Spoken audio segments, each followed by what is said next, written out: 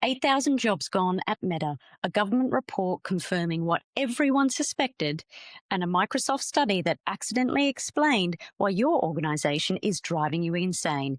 Here's what it means if you're a professional and paying attention.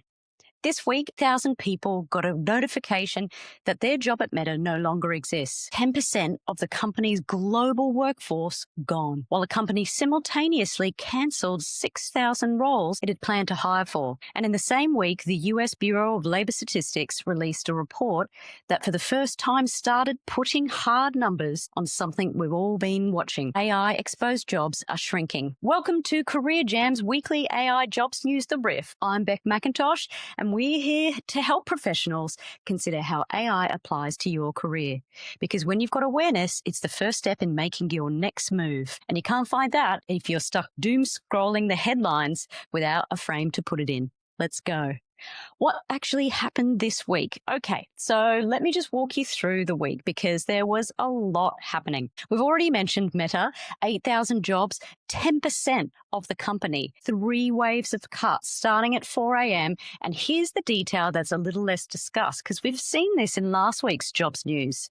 It's the hold on jobs. They cancelled 6,000 planned hires, so it's not just some organizations are shrinking that decided they don't need the people they thought they needed a year ago. That's a meaningful signal as to where AI is taking them. But Meta wasn't alone. Earlier this month, Cloudflare cut 20% of its workforce, over 1,000 people, and said in the same breath that internal AI usage has grown by 600% in 3 months. Base cut 14% of its staff, framing it as a shift towards smaller AI-augmented teams.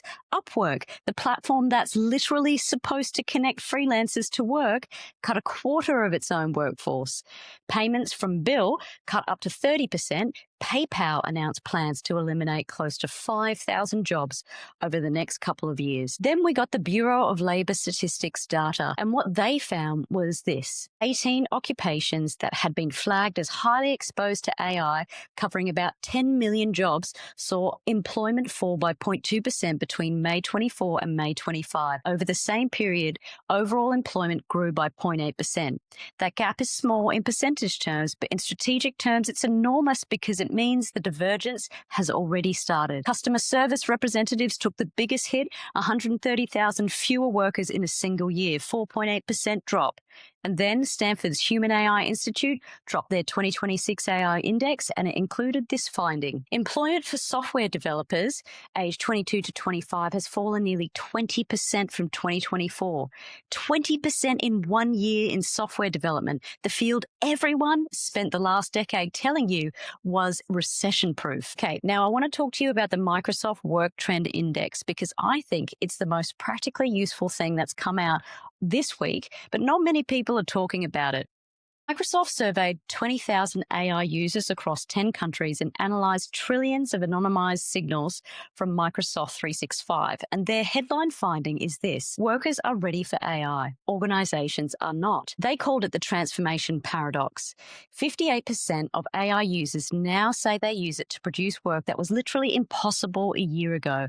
But 45% said it feels safer to focus on existing goals than to redesign how they work. Only 13% say their employer actually rewards reinventing work with AI when the results are uneven. So some people are doing extraordinary things individually and then going back to their desk and submitting it into a system that is still measuring them in the old way, with old KPIs in the old team structures following old processes. And here's the number that I think mid-career professionals need to hear. Organizational factors, culture, manager, behavior, talent practices account for 67% of reported AI impact. Individual skill and mindset accounts for 32%. Your organization matters more than your skills by a factor of 2 to 1, which means if you're working somewhere that is not redesigning its workflows, not rewarding experimentation, not giving you the structural permission to change how you work, you're being held back not by your own capability,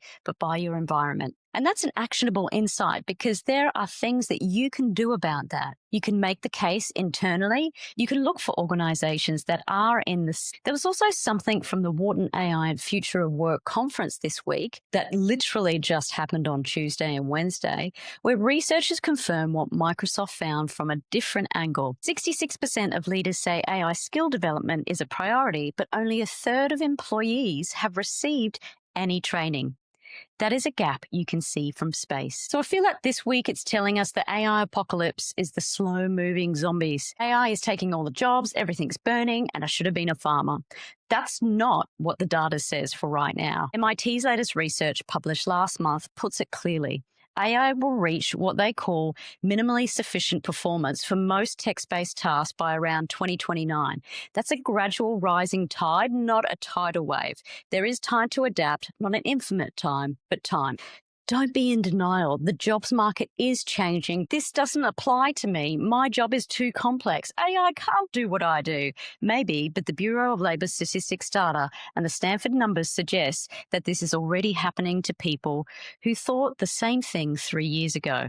Software developers. They didn't think they'd be in the firing line either. AI is not flattening the workforce from the top.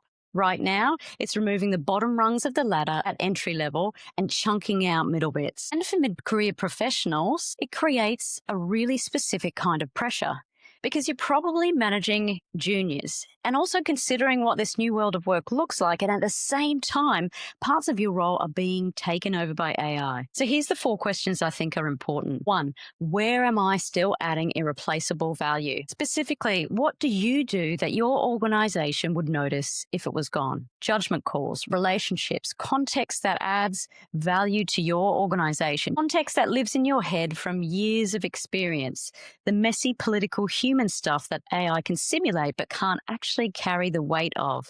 This is your durable ground. Get more conscious about it.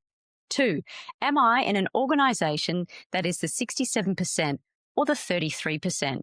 Because the Microsoft data suggests that the ROI of your AI skills is roughly doubled if you're in an environment that is set up to use them.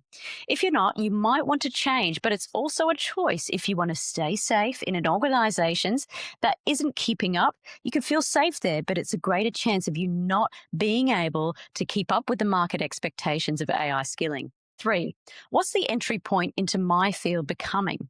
If the junior work is disappearing, how do people lead teams? How do they get good? And that matters because you're a manager and you're about to have a very different relationship with your team. And do you have the skills to manage agents and not humans? What's the capability gap for you? 4, is our path to continue to automate humans out of roles? Author of Empire of AI, Karen Howe, posed this question on Diary of a CEO recently. She said, why are we trying to build systems that are duplicative of humans? We're kind of having this conversation right now where we've just taken the premise of this industry as a good thing. Like they said that we should be able to build AGI. So we're like, yeah, cool, let's go do that. But why are we doing this? What is it that we're building? A technology that's ultimately designed to replace and automate people away? Throughout history, the idea has been to improve human flourishing, not replace people. Just because we can doesn't mean we should. You don't need to feel like a passenger on Concorde. You can and should be asking these questions too. If you enjoyed this week's Career Jams job news on the riff, please subscribe because we do this every week and we add in more resources, insights, and intelligence so you can navigate your career in the age of AI.